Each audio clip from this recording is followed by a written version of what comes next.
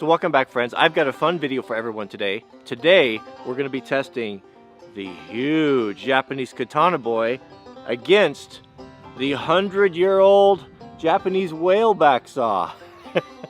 Let's see who comes out on top.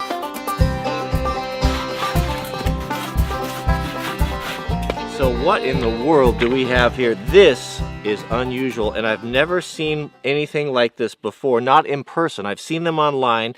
This is a very old, I'm guessing probably close to 100-year-old. As far as I can tell in my research, there's not a lot of information about these, and I don't even know for sure if this really is a whaleback saw or a Japanese crosscut saw. I don't really know, but the interesting thing about it is that it's very old, and it came with the original sheath.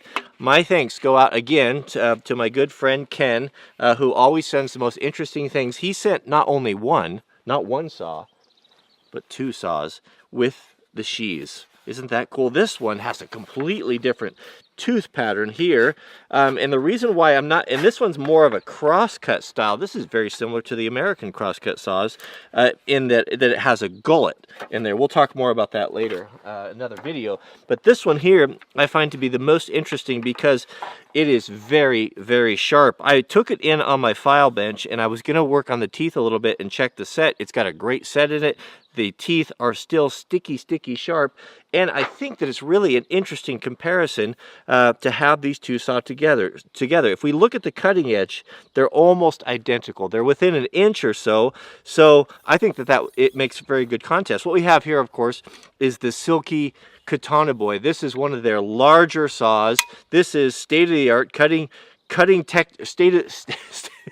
latest greatest technology here in Japanese saw making, and this of course is the old school. So let's find out today if this can even hang with the old one. Maybe it does better. A couple of interesting facts, and again, I don't know a lot about these saws because there's so little information about there, but what I'm seeing from here, and being kind of an experienced American crosscut saw filer, I see some similarities in that there are, see the teeth here are smaller. And the reason why they do teeth like this is to start the cut. So you have a finer saw cut or tooth to get the saw started, and then after you've established a kerf, then you have the nice big ripping teeth.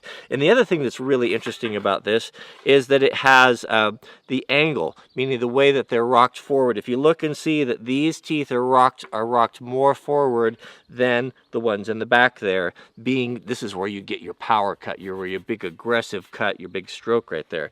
Of course, as all Japanese saws, it cuts on the pole, where the American saws cut on the push, but so do the Silkies. So the Japanese have always went with that, and there are benefits to both ways. This is kind of an interesting take on it. Look at the sheath. Isn't that cool? They probably can only imagine the history of this. It's got the Japanese writing on there. Single handle. That's interesting. Yeah, you could get 2 hands on there. I'll probably try to cut with 2 hands, but we'll see how it goes. I've never in my life, I've never held one. I've never cut with one, so I'm curious to see who comes out on top. Let's put them together. We'll time the event and see what happens. Is it supposed to be used as one-handed saw? I'm not sure. So let's reset the timer here, and I'll do the best that I can. I'll give you my experience.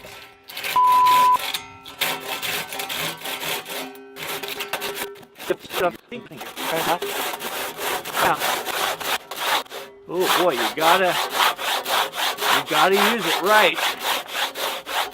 The handle to me is weird. I mean, you must be a gorilla to do this one-handed all day. Okay.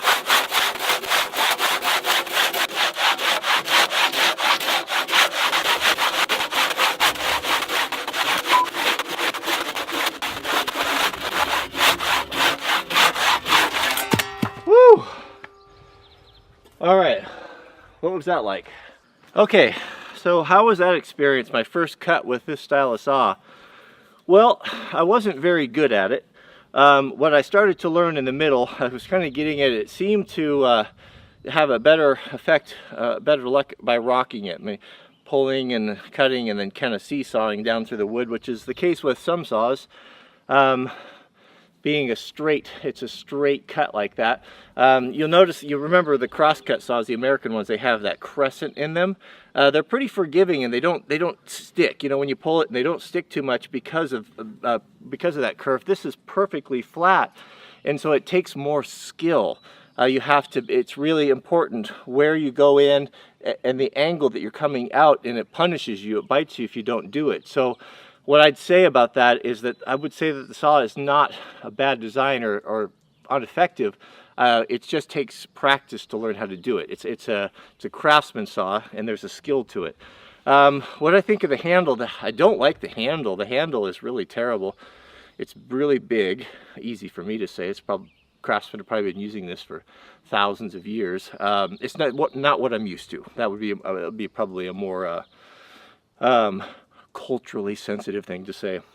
It's not what I'm used to. You can't really get two hands on it unless you put one hand on top of the other, and that does kind of work. But I would imagine the Japanese, you know, they seem to not be in such a rush, or haven't, the craftsmen, and they would probably just grab it and start sawing, and when they got through it, they got through it. It wasn't maybe necessarily about production. I don't know, I'm only speculating. The cut is very nice, very smooth. Overall, it is effective. It does work, but there were some challenges for me. Next up, the Silky Big Boy. As we know, this is the Katanaboy. Excuse me. This is the believe it or not, this is the small one. This is the small Katanaboy, and there are two other big ones. The big one not in production, but you can have them, and you can have these too. These are pretty amazing saws in their own right, and they fold. But this being a state-of-the-art grind on it that is very difficult. Most people are not going to be able to sharpen it, self-service it, but they last a long time, and they are good. So let's see how much better than maybe a whaleback saw. All right, here we go. Start the timer and cut.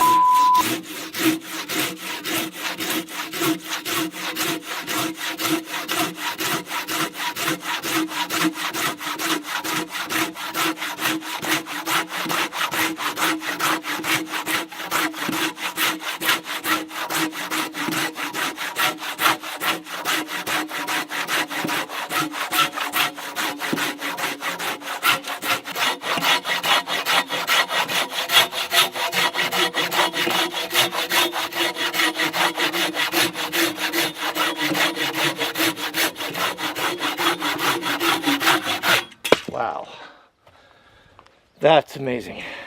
All right, so what's the conclusion here? What do we come away with? Well, you know, I would say for all intents and purposes, not intensive purposes, as I usually say, this is a good saw for the wall. It looks cool. It's there's a lot of interesting history, good conversation piece, beautiful to look at. Is it something that I'm gonna use every day? Not when these are around, in all honesty. But let's say that that's for now. That's when assuming everything is available, and also assuming that a guy has enough money to buy one of these saws, which is, they're expensive. What are they, 150 to between that and $200? A replacement blade is probably going to cost you half of that. You know, that's something to consider. Also, not being able to service it, not being able to sharpen it. Most guys can't. Where this one can be sharpened, can be set traditionally. And I don't know what these cost. I've seen some. I don't know the difference between one or the other, but I've seen some sell from anywhere from $15 to a couple, you know, maybe $100, $75 on eBay for a really nice one. But I have seen some pretty nice ones for $15, $20 that will cut as well. So what did we learn? Well, we learned that they both cut wood, but this one cuts better, no question about it. Pretty phenomenal saw. I've got another fun test if you haven't seen it. We put this saw up against an American crosscut saw, a one-man American crosscut saw, and Brian and I did a speed race, and that's kind of interesting. I'll put that up here. You can click on that and watch that. But again, thank you, Ken, for these very interesting saws. They are beautiful.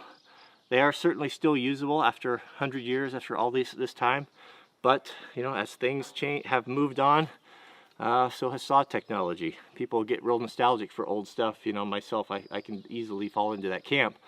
But whenever you do that and you think about how cool the old cars were, go get in a car that was built in the 60s or 70s and run up to 100 miles an hour and then try to stop it. And then you'll get a very real lesson on how far automobiles have come in the last 40-50 years. Thanks for watching, and we'll see you guys on the next video.